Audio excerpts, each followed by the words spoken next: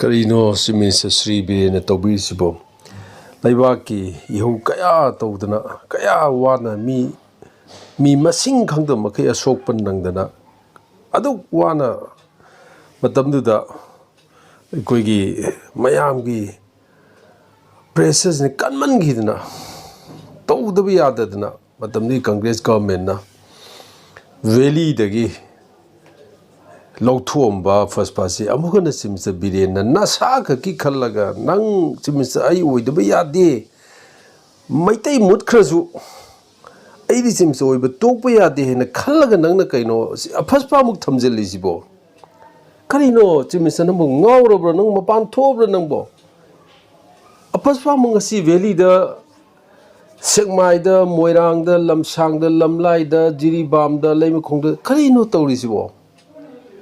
This is too much. Narang nahan Toiba Jiribam the Toiba Angang whom yawn mark him at Tamsin Nang the Tumination ba. Napu cried the labor, where are you? Where are you, Mr. Biren Singh?